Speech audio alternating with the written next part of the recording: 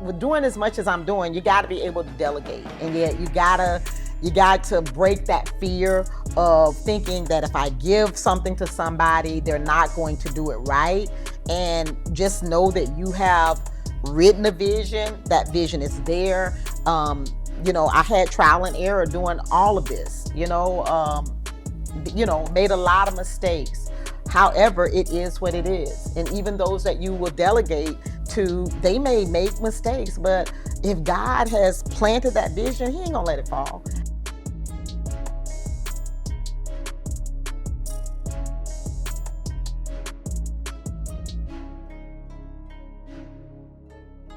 Welcome world, welcome family to another episode of the EL2A podcast. I'm your host, Jamie Gilmore Jr. To the right of me, we got Mr. Military Man, Mr. Miles McConaughey. To the right of him, you got the Rocket, Mr. E Rock, the highest of 7 hills, Mr. Eddie Rocker. And to the right of him, we got a very, very, very special guest, Miss Tami Robinson. How you doing, Miss Tami? I'm great. All right. So I'm gonna tell you this: when I'm introducing you, it's so hard to introduce you because you wear so many hats. I asked you off, but I want you to just tell. Can you kind of enlighten the people on just some of the things you have going on? Because we could have said entrepreneur, we could have said so many different things, but can you just tell me a couple of the things you got going on? Well, essentially I am what you call a serial entrepreneur, but my love is nonprofit work, and that's what I've been doing. I'm a licensed clinical social worker, so I work around the areas of social, emotional, educational, and economic reform. So basically everything that I do is based around those concepts. Okay. So we usually do mental health check-ins. So I know y'all used to us doing mental health check-ins, but I'm kind of going to get right into it because I like what she said.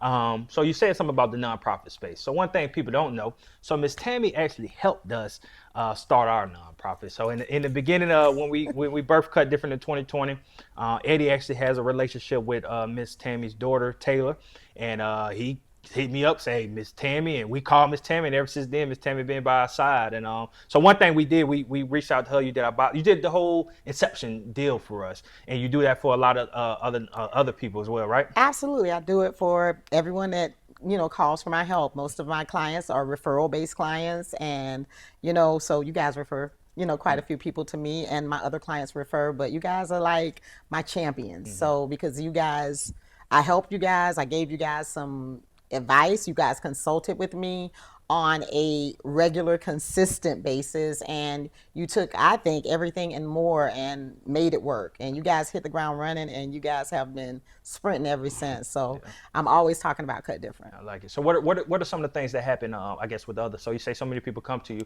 So what are some of the biggest things you see with the people, I guess, that don't succeed? I think a lot of times people have the wrong idea about nonprofits. I think for the most part, when we discuss, nonprofits and 501c3s and things of that nature, many people think about the funding aspect of it. And myself as a consultant, and my grassroots being 18 years old, and I started this by happenstance, and we can get into that a little later. But just understanding that you need to be passionate about what it is you're seeking to do. So most people that say, okay, I want to start a 501c3, I want to do a nonprofit, there's funding out there, there's grant money out there, I want to see if I can get a grant. And basically that's, what did I tell you guys about that from the beginning? You got to work. You got to work it. It's got to be something that you're passionate about. It's got to be something that you see yourself doing long term, and it can't just be a fly-by-night idea. And many times when people are trying to do the 501c3, they're looking at the basis of the funding or the donations that they can get, the grants that they can get by establishing a 501c3, and they do not understand that it takes work, it takes time, it takes visibility, it takes consistency, basically your sweat. Your sweat, your equity goes into everything. And then because of that, God says, if you be faithful over a few things, he'll make you rewarder of all or many. You got to put the work in, and you're the initial investment. And I try to explain that to everyone. Your investment is going to be the greatest investment that you'll ever make in your vision, in your faith-based organization, in your 501c3. And once you do that, then it's like the vision is written, people can see it, And then that's when you start getting the support and the grants and the donations that you may need to continue the efforts of that 501c3. I love that. So, what was the biggest thing, if you had to pinpoint one thing that has allowed you to be in this thing 18 years? We're only 4 years in right now, and I see how hard it has been to get us to this point. 18 years, I can only imagine. In the landscape, the world has revolved. Everything is Absolutely. changing over 18 years. Absolutely. So, what if you could put it to one thing? What would you say has kept you in My this game? Right? passion, Yeah. my love for what I do. And that's what I consult about. Do something you're passionate about. From 5 years old, I don't know how, I knew I wanted to be a social worker. That's what I wanted to do. At 5 years old, someone asked me, "What are you gonna do?" "Oh, I'm gonna be a social worker." Who knows they're gonna be a social worker at 5 years old? Right. I don't know, but I knew that, and it just kind of evolved for me. It evolved for me. I've never worked for any agency. I've never ever worked for anyone. These were all visions. Everything that we do as Well Pavilion Empowerment Center here in the States is everything that has been birthed from my passion. You know, my passion for people, my passion for education, my passion for mental health and wellness. It's just a passion. And while it looks like I'm all over the place, there's a method to the madness. And it's like having a cloud and the rain, coming down from the cloud. So everything that I'm doing is just raining from that cloud of that passion that I have. Where It's does go ahead. it's crazy because so when I first Taylor, so I was just telling them off camera where when she first told me my mom does taxes, and that's how I initially met Miss Tammy, because she said you did taxes. So I'm like, Yeah. okay. But Tampa is not, back in the day, Tampa wasn't, too well known for taxes. Right. So anyway, she said that, and I was like, okay, I'll try it. And I tried it, did the taxes with you, and everything came good, came out good. But then as I started getting to know everything else that you were doing, through talking to Taylor, I told her, it's like, whenever she and I talk, I'm like, I'm saying all these things about your mom, but I don't want you to just think it's because she did my taxes. Like, literally your passion, the drive, just to hear everything that you do. I'm talking about from the first time I met you up until even now, like even seeing the videos and the things that you dive into. I could only, outside of my mom, like I'm so grateful for meeting you because of what you do. And it's funny because I was telling them as well. I said it got to and now it's to the point you called me son. And it's funny because I could call, I could text, Right. and you there to you pick up, and so from me, I'm I know speaking on my brother's behalf as well, but we definitely appreciate you for everything that you've been doing. Yeah, I'm fully invested. I'm invested in the vision. I love working with new visionaries. I absolutely love it. As a matter of fact, I have 7 interns right now in my office that I work with, and that's why I get up every morning, to be able to help people initiate and birth vision. Help them do whatever it is in their heart to do, because I know how difficult it was for me starting out. Especially as a single woman. I wasn't single all the time, but basically when Well Pavilion was birthed, I was a single woman. And I have no idea how I got from there to where I am today. I always tell my ex all the time, I say, you were the one that was supposed to be traveling internationally. You were the one that was supposed to be doing all this stuff. How did I start doing, how did I get here? But it was in me. And I'm just passionate about seeing people do what it is that they dream about doing. Yeah. Because I don't think any of this was a dream for me. It just wasn't. I never even saw myself doing it, but I'm doing it and I love it. Yeah, and I can relate to that because I say the same thing about what we do today. But where does the passion come? So for most people in this nonprofit space, you usually when somebody come to you and they want to do a nonprofit, usually it's catered to something, an experience that they had, and they're trying to maybe fix that experience or make it better for someone else. So you said at a young age you knew you wanted to be a social worker. So where does this passion come from? Well, and you're right. Especially anyone that works in the social work, the helping profession, there's always a story, a backstory to it. And my backstory is family, coming up through some really challenging, hard times in family, going through different dynamics of trauma as a child and things of that nature. And that being the driving force of really helping people work through that. Because when you experience trauma as a young child, and I'm a trauma informed therapist, by the way, so I see everything from a trauma lens. And when you are affected by different traumatic situations and devastations as a young child, it kind of shapes the way you see others, it shapes the way you see yourself, and essentially it shapes the way you see the world. So when I started out, I'm starting out saying I just want to help people. I want to help people. And that grew into other things. I went from social work, then I went into clinical work as a therapist. Because as a social worker, I'm doing emergency food banks, clothes closets, case management, working with homelessness, working with HIV, AIDS, foster care. I did it all. So I had a chance to really see, especially how Black and brown people, BIPOC people, are how they experience trauma and issues intersectionally, discrimination, oppression, marginalization, i.e. family trauma, complex trauma, PTSD. All of those things affect the way that we do life.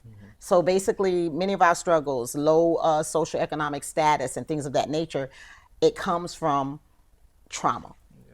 So that's the basis of that. And I guess it just grew my understanding as I went to school. I had all my children. I was married young, and when I decided to go back to school, it was just basically like putting those pieces to the puzzle together, so to speak. I had all these ideas, all these theories, right, about why people experience life in a certain way.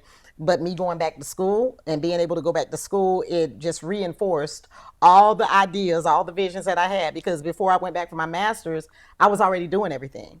Going back for my master's just helped me reinforce the I was right about this, I was right about that. And, it just grew from there. But essentially, my experiences. Yeah. And how does that help you? So your experiences, how does that help you relate, or how does that even help you be better at what you do? You have to have some compassion and some empathy for people. So it doesn't help. What it does, it helps normalize people experiences. Because many times we see people and we see what they go through, and we can't really define or normalize it. So when people sit before me, especially because a lot of times people think that, oh, what's wrong with me? I don't understand what's wrong with me.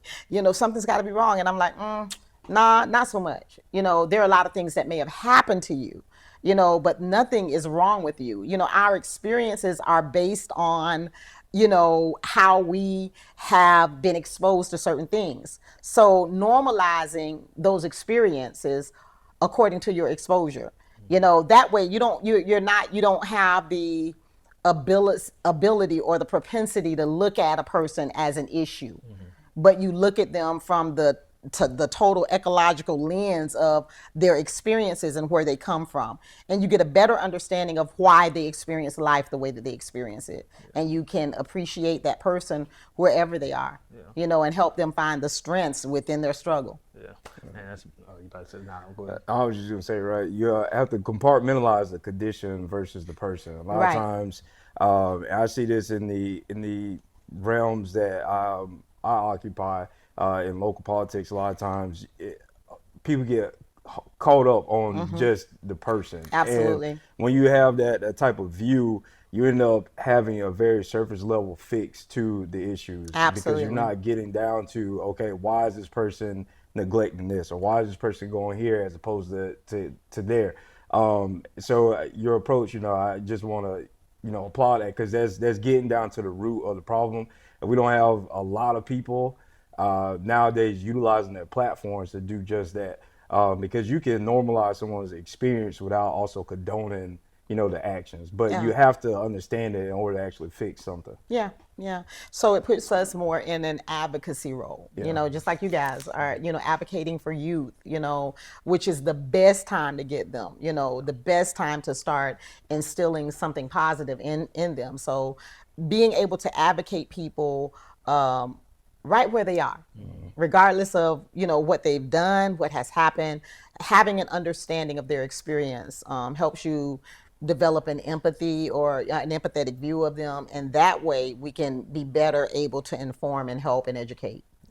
Man, we just had a episode last week when we talked about is the education system failing our students, and that's one of the biggest things that we talked about is relationship building and empathizing with students. We were we said like the first week of school should be set out for just relations. Like we should just be talking about who you are and who I am. Absolutely, because they don't teach that. Right. That they listen. The first thing that I have the private schools, and I'm a social worker. I have a minor in special education, but I'm a social worker. And the basis of helping students succeed, especially with the model that I use for our school, is helping them know who they are socially, teaching them how to communicate, teaching them how to facilitate peer-to-peer interactions, not be very aggressive, because a lot of times our children are raised in aggressive homes, and when they get to public school, they're being told, sit down, be quiet, don't do this, don't do that, so they're getting a twofold pretty much punishment, and being able to kind of redirect some of the ways that we communicate with our children is very important. So it's very important. So yeah, having an understanding of how to kind of guide our children, to a better understanding of themselves and who they are, by seeing positive role models such as you is very important. Yeah. How do you go about, creating curriculums and creating programming when it comes for your students at the school? Well, I'm faith-based, Okay. Christian. So that's another thing. I kind of did more of the social and interpersonal skills, developing those skills, as well as using Christian curriculum, biblical curriculum. Our school is not what you would call confined to Christians, but anybody that comes to the school needs to know we use a biblical curriculum.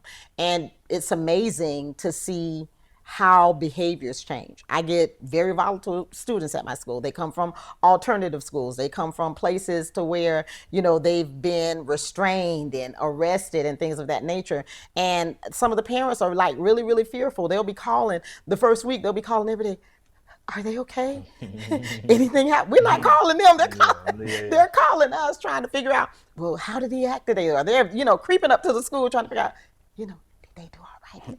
No, they did fine, because it's all about environment. It's all about reconditioning them, teaching them how your environment, how things, the culture, right? So the basis of that is combining that. What we did, we combined the Christian curriculum with teaching them how, to interact with each other, positive interactions, no bullying, things of that nature. And basically it, within probably, I would say no more than 30 days, even children who have been labeled with oppositional defiance disorder and all these types of things, they interact positively, and I don't think we don't have any fights. I think we probably had maybe 1.5 fight since 2017. Which is awesome. So just being able to put some components together to teach relationship, to teach us how to do relationship, because we don't know how to do that. We haven't learned how to do that. Not in a most of us haven't in a positive manner. I had to joke. We say 1.5 fight. What you mean 1.5? Well, I'm just saying, probably, a little tussle, or something like that, and a breakup before a real fight starts or something, but not so much. We don't have any of that, which is good. One thing I wanted to ask you. So in the beginning, you mentioned that you never worked for an agency. So back, I guess, when you started 18 years ago. So it's a different world we live in now. Entrepreneurship is like a huge thing. Everybody want to work for themselves, be their own boss, and be an entrepreneur.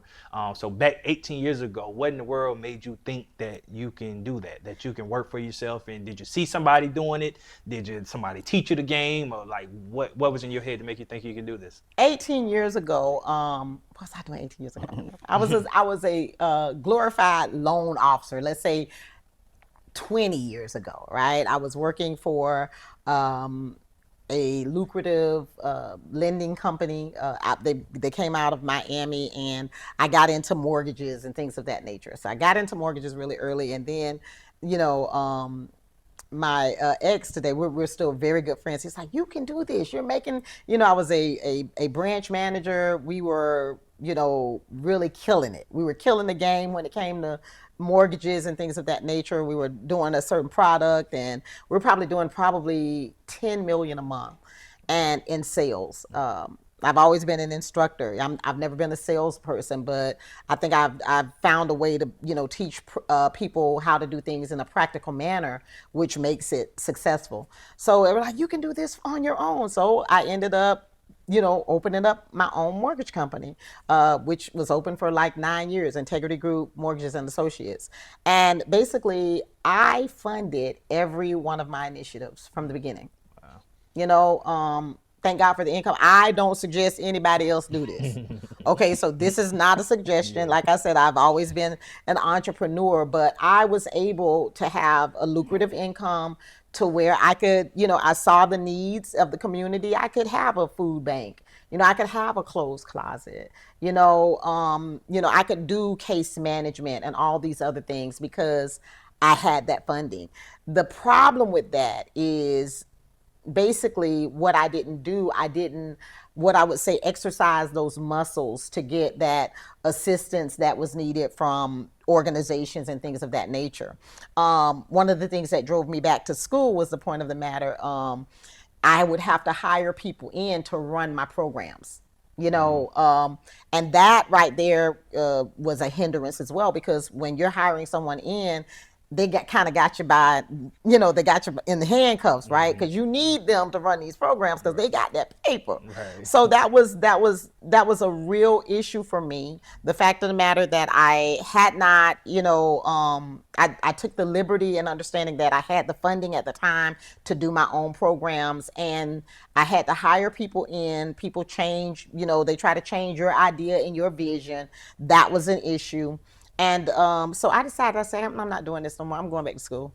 I gotta get in a position to be able to write my own checks, do my own programs, and not depend on anybody. And I'm totally independent to this day. But I told my new nonprofits, my new babies that are coming up that I'm consulting with, get out there. Like I told you guys, immediately start bringing a presence and a face to who you are, and start getting a buy-in from other people, to understand that vision, to help you kind of mold it and run it. It took me 10 years I was known as Well Pavilion Empowerment Center. DCF would refer people to me before they had this automated thing going on, and they were still doing food stamps and things of that nature.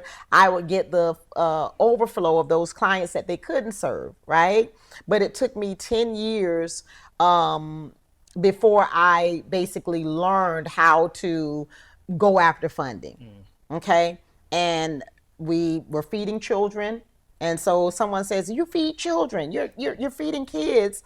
Why aren't you doing the USDA Summer Food Service Program? I'm like, what's that? And they say, you can do this program. You're already feeding children. You guys are bringing homeless families in. You're feeding the families. You might as well do the Summer Food Service Program. 10 years in, I get a contract to do the USDA Summer Food Service Program. The first year we did, I think, probably 300 children a day over the summer, fed them, was able to be reimbursed from USDA for feeding them over the summer. The second year we were at 600 children a day. Wow. Where we fed 600 children a day. USDA, a grant through USDA is a big deal, because I'm competing against major players like Hillsborough County and things of that nature. So you have to really have your ducks in order. And what helped me was the fact that I was already visible in the community. People knew who Well Pavilion was. They knew what we were doing. They knew we had a food bank, clothes closet. They knew that, we were doing case management for HIV/AIDS, working with Ryan White. All of these programs that I was actually funding myself, helping other folk who got the grants, but they knew that they could come to me and we were doing work. Basically, so the basis of that is, being able to become visible first before you start dumping your own money. But y'all mastered that. So I'm glad that happened. But that's how I did that. I don't think it's a good idea for anybody to do it like that, but that's how basically that was back then. Times have changed, and yeah, I'm glad of it. So now that I can tell people the right way to do it. Yeah, that's funny. When we first started, there were so many people that read. Just because you have the 501c3, there's a whole bunch of people reaching out to me, like you said, this grant, we ain't even did nothing yet. Right. They talking about how much grants out there, how much money you get. You can set your own salary. It's a money grab for most people. Most people think about money. And I remember telling people at that 4 years ago, man, we got to do the work. What I mean? We got to lay down the work, do the work, and we'll get there. The money gonna come to us. Absolutely. So that's one thing that we always knew. If we stayed down and we served who we were serving, the money, the eyes, the attention, all the things that come. And that's what led us to the position that we're in today. One of the things you just said was funding. So a question I had, how you go? So funding it was a struggle for me. Coming from where you come from, being raised how we was raised, you don't ask nobody for nothing. You know what I mean? It's especially when it comes to money. So it's like a mindset. I don't want to ask you for, especially when you ask one person and they tell you don't do something for you. Right, they don't do it. Then that burns like that in your head. It's like, man, I ain't asking nobody else. Y'all ain't gonna keep telling me you're gonna do something. I'll figure it out. So when it comes to funding, how do you go about it? How do you go about getting it? Is it individual? Is it sponsorship? Is you going just strictly grants? How do you go about when it comes to funding? I was trained when I went back for my master's.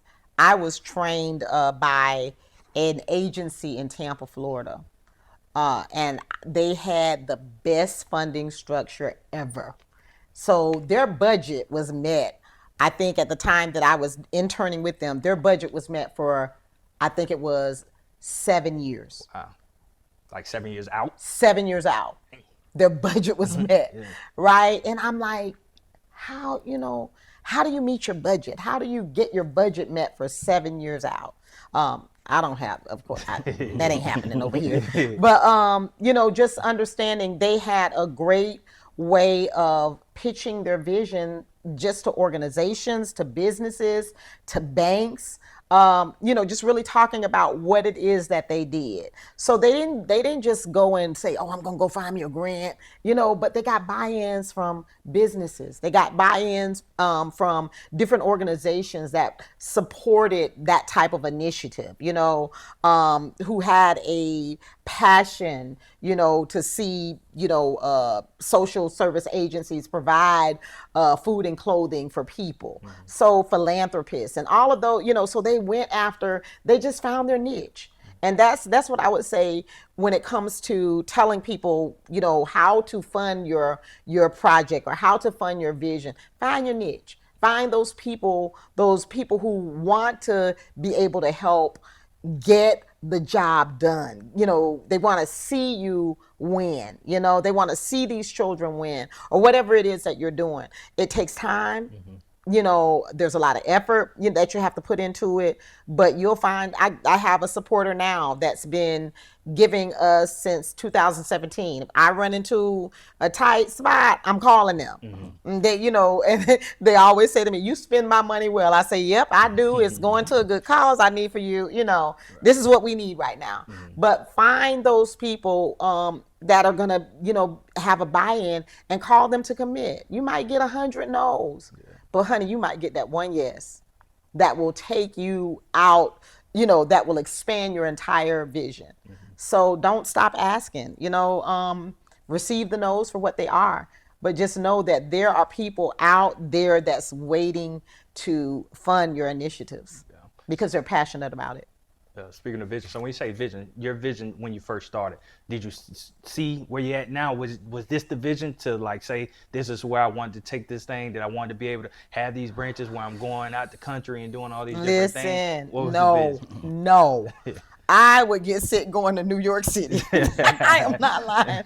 My immune system was, I mean, I don't know what was going on with me, but it could have been a mind thing too. I was not a traveling person. Like I am now. So to see myself doing this, what I'm doing, I would have never ever expected it. But I love it. I love it. So I think what happened was God saw my heart. You know, He saw that I had the capability to do what it is I'm doing, and He just kept like expanding the stakes on my tent for me to be able to do what I'm doing now, and I love it. I love it. There's not anything there's not anything that's unconquerable for me. You know, it's like I found my niche and I'm in a place where I'm unstoppable because I do what it is I'm called to do. And I don't try to do anything else. I don't try to, move over into anybody else's lane. I stay right there.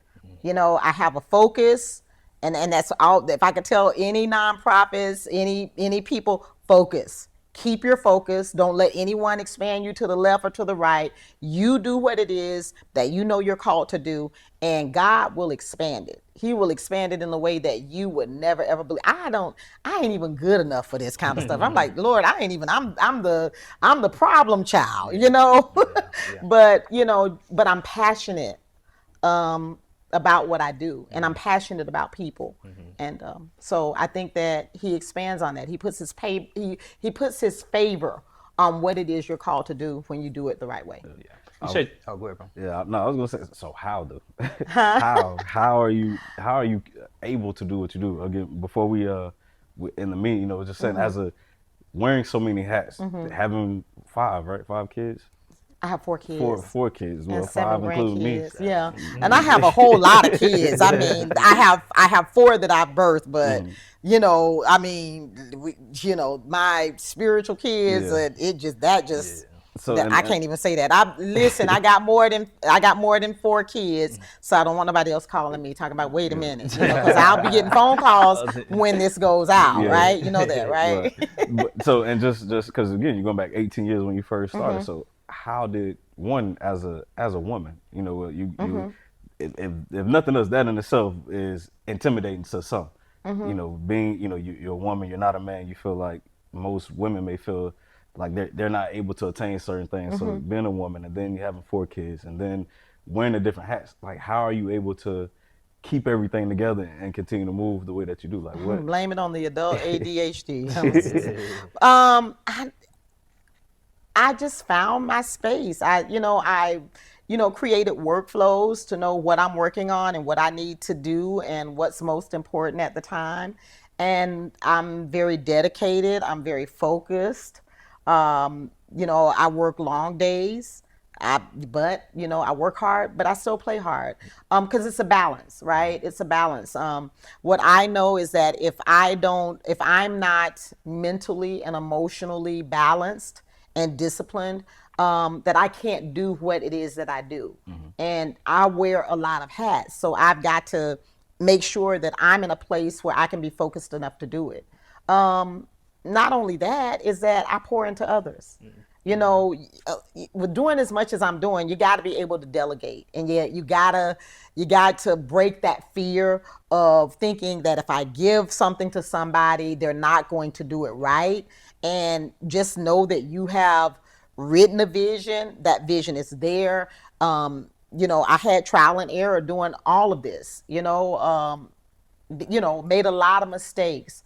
However, it is what it is. And even those that you will delegate to, they may make mistakes, but if God has planted that vision, He ain't gonna let it fall. I didn't know what my daughter was gonna do when she got out of school, because they were saying, well, we think we're gonna live here, we think we're gonna live there. And anybody knows me, I'm very close to my kids. I talk to my kids, we're FaceTiming probably 5 or 6 times a day, me and all my girls, just talking all day. And to even have Taylor decide that she was going away just to Tallahassee, that was difficult. That was difficult for me because I'm a helicopter mom to the T. My picture is in the dictionary, for that. But when she said, "Okay, Mom, we're gonna come back to Tampa," I was like, yes. That was number one. Then she said, "Ma, I think I want to work for you." Yes, yes, yes. And basically, it was such a joy to watch, to be able to hand that vision, hand the school over to her. And then I do have other directors that were the founders of that, but for her to allow her to be able to take my place and just walk away from that, knowing that she would do right by that vision. That was the most rewarding thing ever. To be able to plant something, have it in the earth, have it in the ground, and then watch other people who are passionate about it be able to water it. That is a major success. So just being able to understand that much of what I do isn't for me. Much of what I do, it is for people, and it's a legacy that I'm leaving so that when I'm long gone, there's something here left for other people to be able to glean from and work from. Yeah, and that goes back to I'm telling you, I remember being on the phone. I'm like, bro, you don't understand. Talking about Taylor, me and Taylor would be on the phone, and I was telling her, when she was saying she was going to transition back to Tampa, and then what she was going to do working with it. I was like, bro, I said, you don't understand how big that is for your mom to be able, for you to be able to come back home and for your mom to be able to pass something to you. Do you know how many?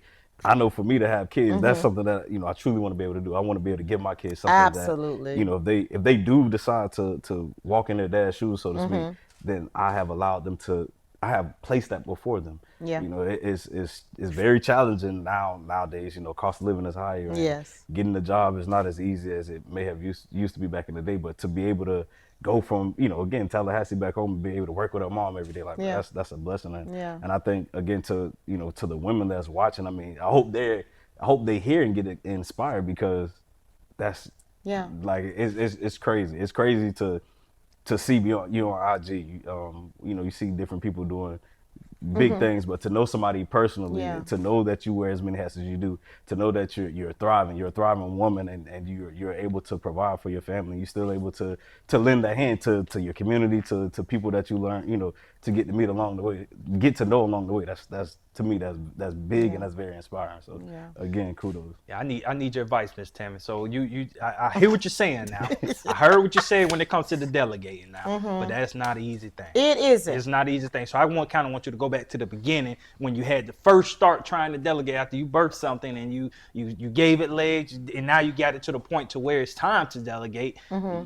How difficult was that, and what did you do to be able to be comfortable with passing it on? It's difficult. It's very difficult because it's your baby, So it's like you're entrusting to put your baby, your vision into the hands of other people, and trusting that they are going to treat it like you're going to treat it.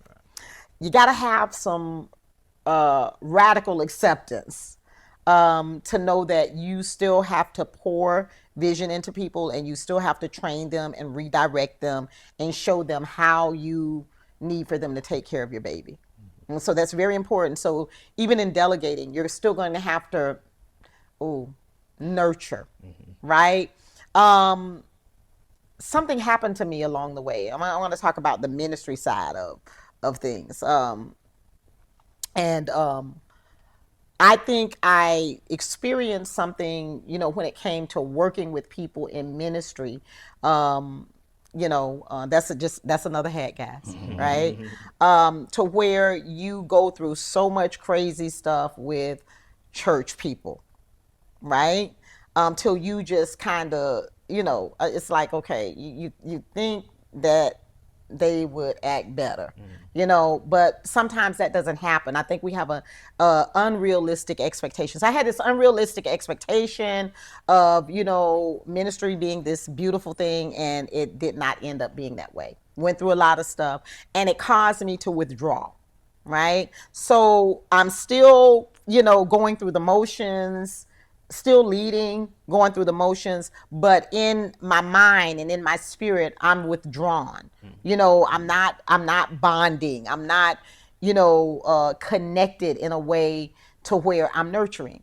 And it's so funny. We're talking about this, telling my business, and probably I went through something probably a few months ago, and it shifted my entire trajectory about leadership, about ministry, about the people that I work with, the people that work with me.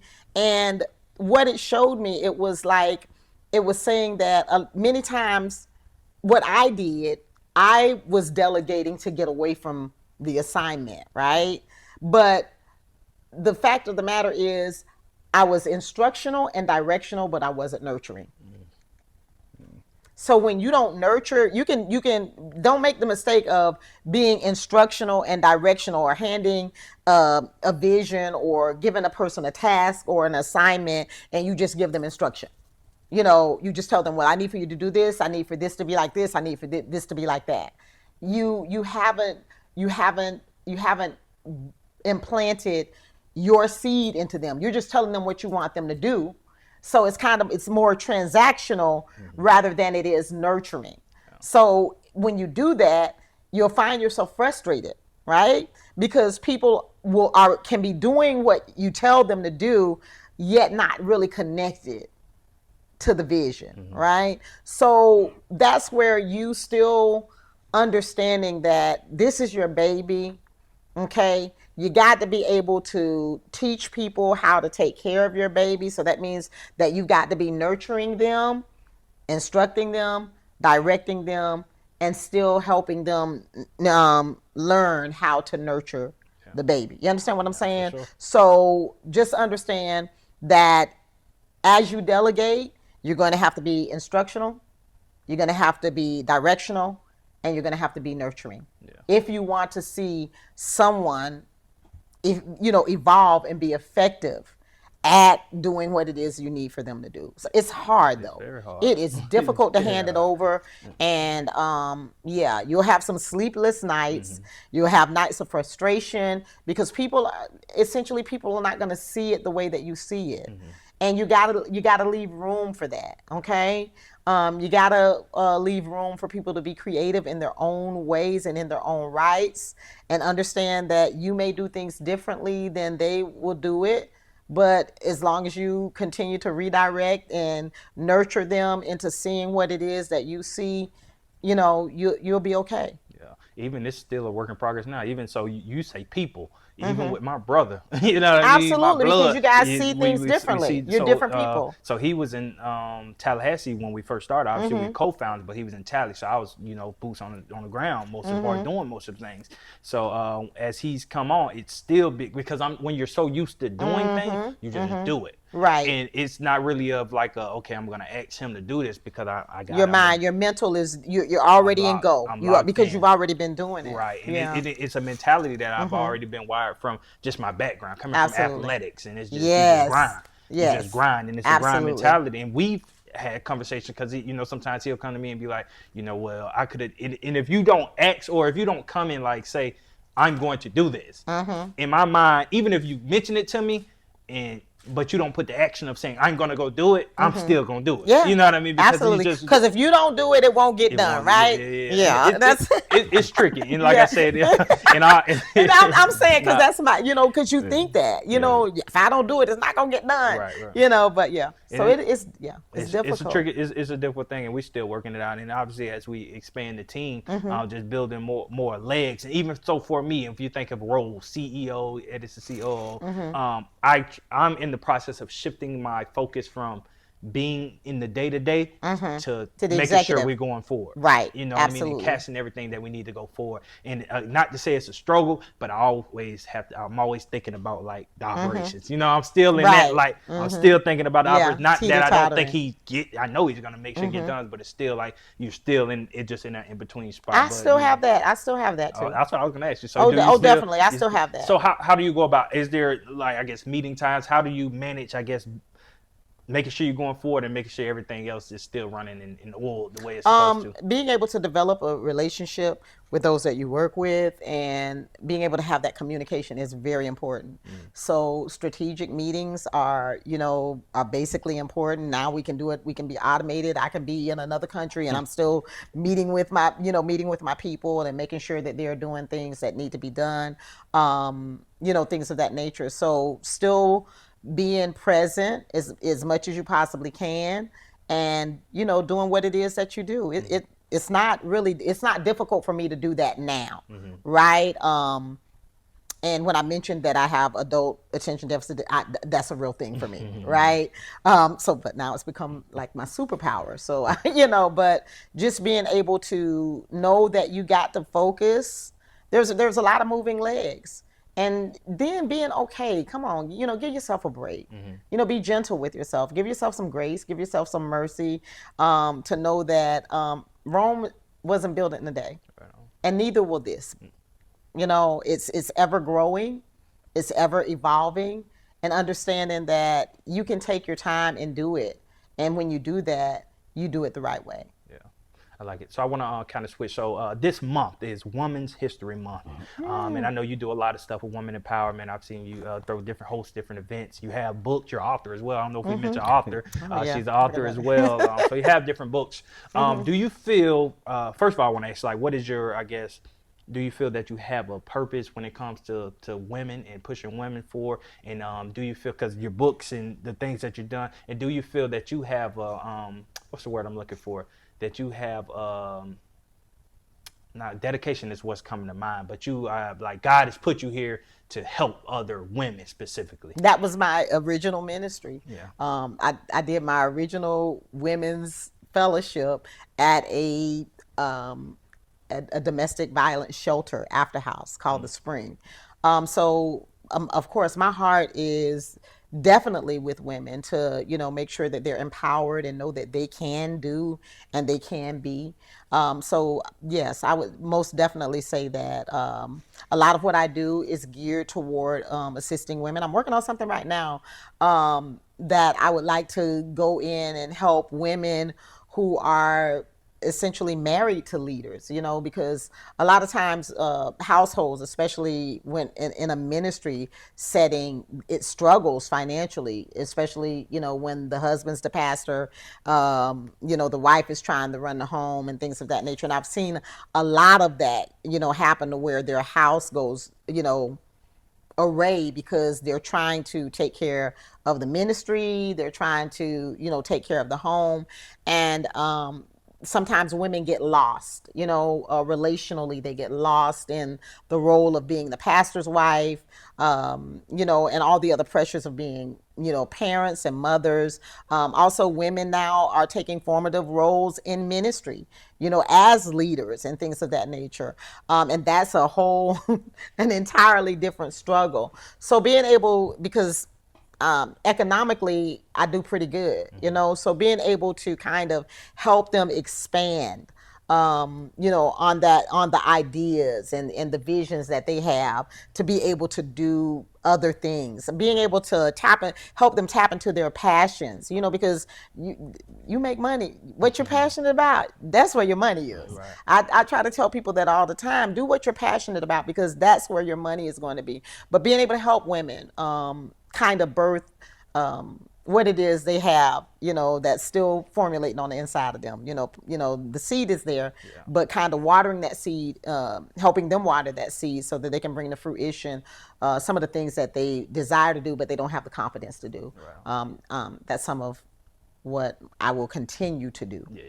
So when it comes to women, have you ever done, because the school is being both, but not just for women. Have you ever done anything just strictly for youth, for girls? Do you do anything like that? Well, you know what? I developed a program for girls called Daughters of Tamar. I need somebody to do it.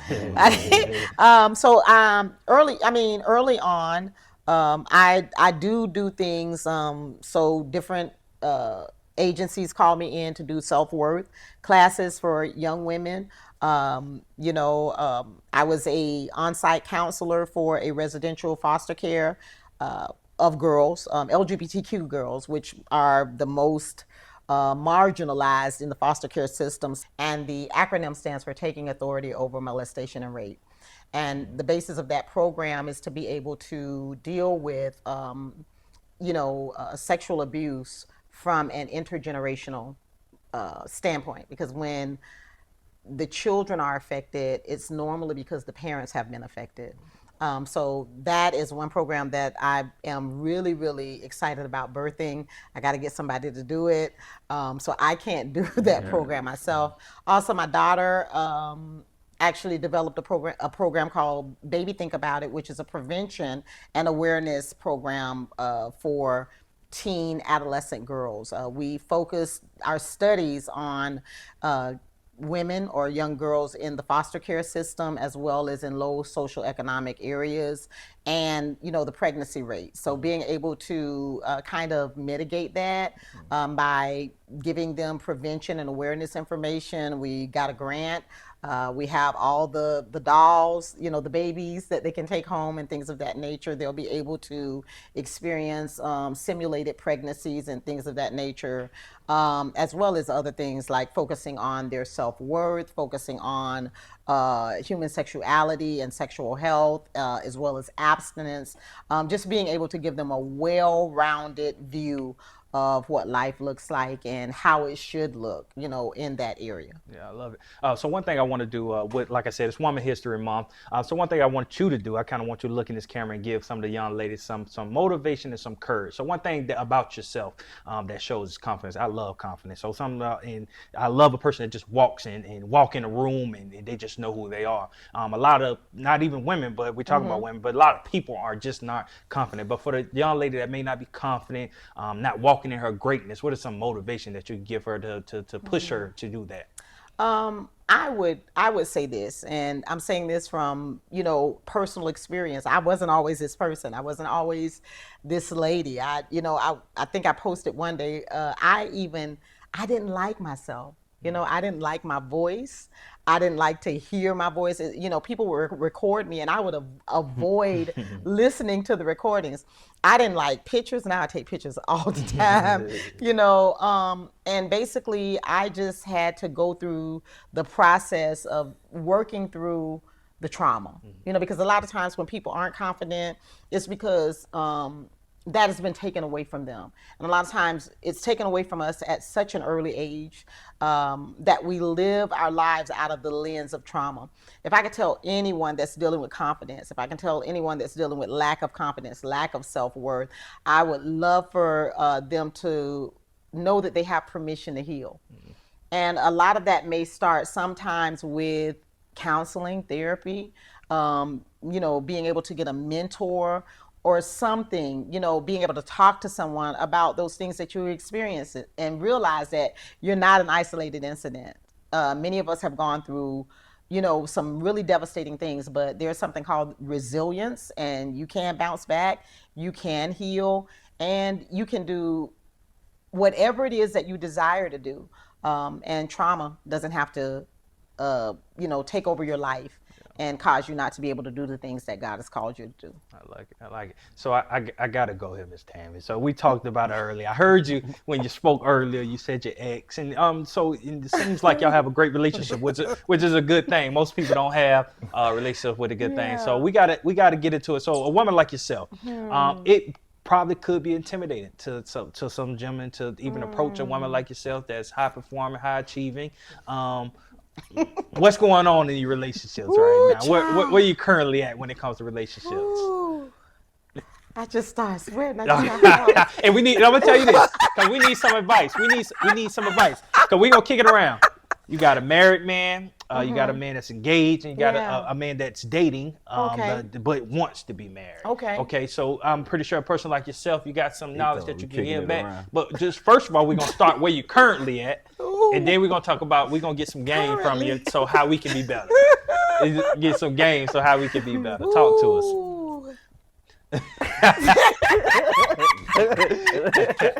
Not the counselor. Talk to us. Come on. Dating has been a real challenge for me, and it has been a challenge because all of the things that you talk about, being successful, can be intimidating. It can be intimidating to many men. Actually, not too long ago, went out on a date, right? And, have been having conversations with someone, and I'm just have been having some conversations with someone. And when we finally went out on the date, the whole time, the only thing that they were saying was, "I can't believe you're a girly girl." Like, you are really a girly girl. I'm like, well, what did you think? Yeah. And so it's like, it's like, but you're a girly girl. I mean, you just like so feminine. You're like, and and it was kind of, it was kind of funny, but also it kind of allowed me to see how sometimes people can see, your success. They can see, everything that you're doing, and that can be a little overwhelming for people. So I had to understand that, and I had to really start vetting when it came to dating. Period. I mean, just vetting, because I wasn't good. My picker was absolutely broken. And you allow people into your space and into your life that are not able to house who you are. And so realizing that, I had to realize, okay, I'm not ordinary. I'm not, I'm pretty much an enigma. And just being able to understand that and know who I am, know my worth, and have an expectation for that man to be able to come in and still be able to lead me and not be intimidated. There's no way that I cannot be with an alpha male. Yeah.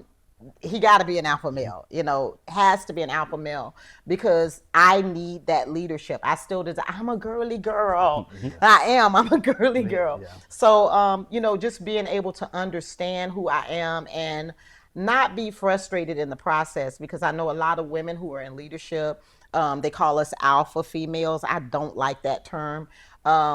But a lot of us who are in leadership, we desire relationship. We want relationship, but we've been so scarred in certain ways that we don't allow ourselves to even let our guards down to be able to let someone in to experience that. And i.e., I am we. And I basically had to heal in a way to be able to be confident enough to know that, okay, I can choose the right type of relationships. I can vet, and I can decide, who I want in my life, and I do have the right to unchoose if it's not something that I desire. But it's been a process, and now I'm to the point where I can enjoy, relationship, and I'm happy about that. Yeah. So in the past, with your previous relationship, not married, was you were married, correct? It was your husband. So with that relationship, because what went wrong? And every relationship will be different. But if you can go back, if there's something that advice, because you do relationship counseling as well, correct? Is some advice, because we deal with people, as far as we get kids that come into our organization daily in a single parent household. Okay. So there's a bunch of people that look like us that for whatever reason aren't staying married, aren't getting married. What's going on? Let me give you the secret of that. It's trauma. It's trauma. So when in my practice, I have a real high client base of couples. It's like one couple refer, somebody else, and then somebody else. So I see probably, I would say, at least 4 couples a week. That's a lot. That's a lot. But the thing about helping them understand the impact of the trauma that both of them have come from, the cultures, the relationship, the family environment, what they've been exposed to, what they've learned that relationships should look like or not. Some people coming from single parent households don't have an example of what, that father figure looks like. And then they've developed some fairy tale picture in their mind of what their experience should be when they get married. And then when it's not what they, what they thought it should be, they don't have no example now. They had no example. They just, came to this conclusion in their mind. And I have to cognitively challenge people and say, well, where did you get that from? Because when you come to a conclusion in your mind, you're probably coming to that conclusion because you watched Cinderella and Snow White. Or the media gives us ideas of what they want their relationship to look like, what they want their man to look like, and that impacts relationships the worst, right? Our trauma, what we've experienced. We want these beautiful relationships, but we don't know how to heal and submit ourselves to experiencing relationships. One of the things that I always say, how can you say, I'll never go through that again? I'll never let a man hurt me again. I'll never let a woman hurt me again. But yet you want a wonderful relationship. Yeah. So how are you going to get into a relationship and have the relationship you desire to have without being vulnerable? Right. It's not going to work. Yeah. It's not going to work. So we have to really be prepared to do the work, to heal from those traumas, to change our idea about how we think relationships should be. Realize that we're triggering each other because we both have these ideas of what relationships should be from people who were very dysfunctional, maybe. So understanding that we need to do what's best for the relationship and not what's best for how I feel. Yeah. That's the major thing that I deal with when it comes to couples and marriage. We can't go into this doing what's best for me or how I've learned it. You get nasty. I'm listen, I'm trained. I am trained. I'm trained to see that, right? Yeah. So you've got to really think about what's going to be best for this relationship. And sometimes you got to change those dynamics, right? You got to do what's best for you and the other person, not what you've learned from your parents. Mm-hmm. So marriage is like taking Walmart and Target and merging them together, right? Yeah. Think about it. They're both great companies, within themselves. They have their own niches. It's been successful. It works really well. But when you take them and merge them together, what has to happen? They got to work together either way. They've got to work together. So what essentially happens when a company merges? What happens? They become one. They become one. But what they got to do to become one? Give up something. They got to give up stuff. They got to give up stuff. I can't have my rollbacks over here and, whatever Tarjay has over here. You got to be able to say, look, okay, we were great, separately. And yeah, we were doing our thing, but now we're coming together. What's going to work best for us as a team? What's going to be the niche that we're going to be able to develop in our relationships and in our marriage? And I've seen miracles happen in my office as to where people come in and they just like, this is over. It ain't happening. We ain't doing it. But just giving them some practical tips and teaching them that a lot of times what affects the relationships is the trauma that you've both gone through. And you're actually having that friction from that trauma and having those rigid ideas of what your expectations are instead of realizing that you've got to submit to the process and understand that you both may need to revise the way that you see things and do things. Yeah. When did you come to this? When did we get to this point? Ooh, honey, let me when tell did we get you, to this point? When I barreled through relationship after relationship, thinking that my way was the right way and thinking that I was okay and everybody else was messed up, and then find out I'm just traumatized and I just need to heal and realize that these people may not have been bad people. I was just. Are you psychoanalyzing me here today? But just healing. Healing. A lot of what I do does not come from my. It does come from my education, but it comes from experience and just healing. And now I'm, and we talk about healing, right? Mm-hmm. So.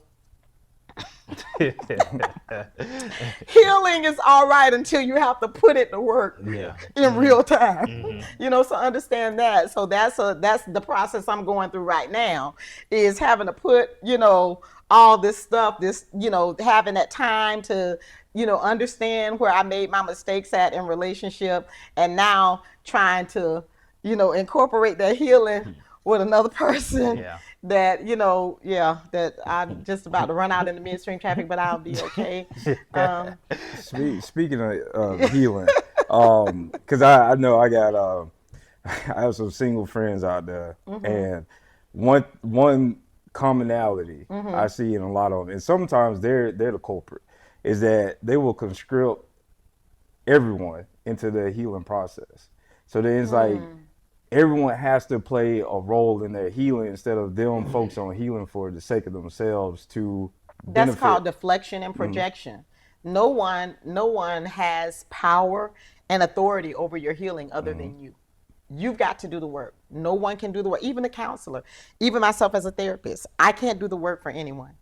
You have to be willing to do that work. So having those cognitive distortions that everyone has to be a part of my process, or you know everyone else influences my healing and the way I process, that is a real maladaptive thought. Healing is something that you have to do on your own, and you really have to decide that these are the areas that I need to deal with in order for me to do better, feel better, respond better, and react better. What's the end goal, Miss Tami? Me end goal. That's interesting. I think my end goal is to just continue to empower others, leave a legacy, and just watch that legacy, grow and build, and until I'm no longer able to. Yeah. Do you got a set time, age that you done, you kicking your feet up and you're going off in the wind? Is that a thing, or you just work until you can't work no more? ASAP. But I don't see what I do as a job per se. That I have to retire. I love what I do. I love waking up in the morning and doing what it is that I do. And when I'm tired of it, I take a trip. So I basically live by my own rules. Yeah. I live by my own rules. I'm a free spirit. I'm not confined because I do have power and authority over what I do. I'm disciplined enough to know how to juggle that so that I can get the time to be able to travel. And I know that, if you've watched my videos, even on missions trips, I find that time, to find like little beautiful places to travel, do excursions, even while I'm working. So I think that I have developed a beautiful combination of being able to live my life to the fullest and still work and enjoy that. And until I'm tired, I think that's what I want to do. I don't know if I ever want to retire. That's not something that I've thought about. And it's not because of the fact of the matter, it's not a economic thing. It's just the fact of I like what I do. That's good. So I definitely want to plug. I know we talked about the nonprofit, we talked about a whole bunch of things, but I want to plug in Soul Path. You talked about it briefly when we were off, but can you just talk a little about Soul Path, what it is? Oh, Soul Path Counseling and Therapeutic Service. That's my new baby. That is my counseling practice. It was a private practice. Now it's becoming a group practice. I am an approved social worker, a clinical social worker supervisor for the state of Florida. So not only do I train and oversee interns who are in master's level social work programs, I also am able to oversee clinicians who have graduated from the master's program, who are now having to wait that 2-year time period to get their licensure. So I'm approved to oversee them, oversee what it is that they do, make sure that they're crossing all their I's, dotting all their T's, and just train them on trauma-informed work. So Soul Path is a therapy private practice or group practice, and I deal with trauma. I'm a trauma-informed therapist, a traumatologist, and that's what I do all day long for couples, individuals, and youth. Yeah, how can people get in touch with you? So I know we got a whole. So do you the same contact for each? Because you do Soul Path, you do the tag. Is it the same contact for each one? No, it's not. Okay, we got to give out some contacts for everything you do. Well, basically, the best way for them, Soul Path is SOULPATH, like soul path, a journey, your soul taking a journey. So it's www.soulpathcounseling.com. You can get in touch with me there. Now, for everything else, my name on Facebook is Tami, Tami, last name Robinson, and you might want to put in the lady, LADI, Apostle, right? You go to my page, I have all of my pages just lined up under me. And you can click on those pages. It'll take you to the various websites and things of that nature. Or you can message me, and that's how you can get in touch with me. For me, I appreciate you. You one call away, you never changed up on that. Absolutely. So I appreciate you for the help you're giving us. Again, what we doing today, you have a hand in that. You have a hand in helping and getting that started. So we really appreciate you. And we tell you that all the time, but publicly, I want y'all to hear that. We really appreciate you for getting us started. And anybody out there that needs some consulting with nonprofit, this is the person to go to. So we definitely appreciate you. All right, but you're gonna close it out. All right. So again, we're gonna get you to look into this camera.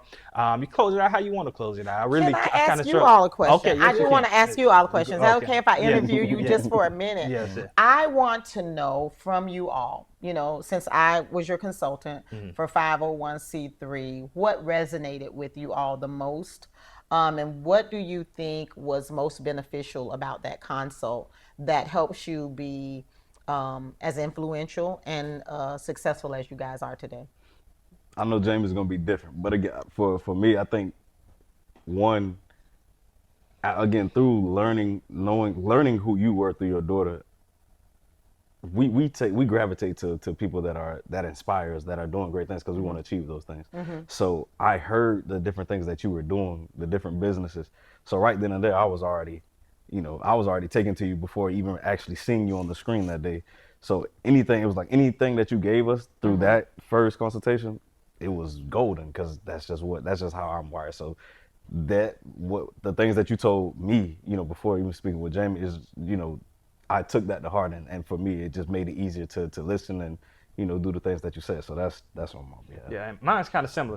You laid out a roadmap. So I kind of go back to the being an athlete. So first of all, it starts with the person. No matter what you say, if that person not gonna hit the ground and make it work, it's not gonna work. So we already had that down pat. We was gonna do the work, and you just made it easier by helping us skip steps by saying, hey, this is you literally able to call you and ask questions, and you're able to say, do this, and do this. So instead of us having to use brain power and waste energy on researching, and most people question themselves, should I do this, should I do that? We got it straight from the source, somebody that's been in the game for, at that time, probably 15 years or however long at that time. So it made it easier for us. You helped us jump steps. It was what mentorship is. You jump steps. And so we were able to say, hey, she's done it. Let's just do exactly what she say, and that's what we done. And now we're here. Oh, so wow! And that is so empowering because like I say, you guys are my champions, and I just love you guys so much. I am just so proud of you and the work that you're doing, and I'm looking for you guys to do great things, and we're gonna do some excursions together with these boys, with these kids, and so hey, let's do it. Let's continue the work. And I look forward to it. I look forward to partnering, doing more together. You came to the best city in the world. Absolutely. Okay. Florida, but we look forward to coming down there to Tampa. Absolutely. And, I got plenty of space for you guys. So we look forward to doing that partnership. All right. But everybody that's watching, make sure you do it, man. Make sure you like, subscribe, and comment. Y'all know what time it is. You had some great content today. You had all this information from Miss Tami, man. This is game. You go back and rewind and go back to the beginning and watch it all over again. This was like a master class right here. So making sure you go watch this and comment, man. Tell us some of the things you learned through watching this episode, but making sure you like, subscribe, and comment right now. It takes you nothing to show some support. All right. So we appreciate y'all for watching. But Miss Tami, it's on you. You got to close this out. You got to look in that camera, give some game, whatever, the spirit is leading you to say to the people right now. Just close us out however you feel. Look, guys, I have thoroughly enjoyed being with you all today. I just want to say this to all of you who are watching. Remember this, I know this was a lot of information today, but if you have a vision, if you have something that you feel that God has inspired you to do, that you're passionate about, understand this. There's 1,000,001 ways to do one thing. Okay, so you're not deadlocked, you're not out of suggestions, questions. You can always find a way to do what it is you're called to do. Let's go. We'll see y'all next week.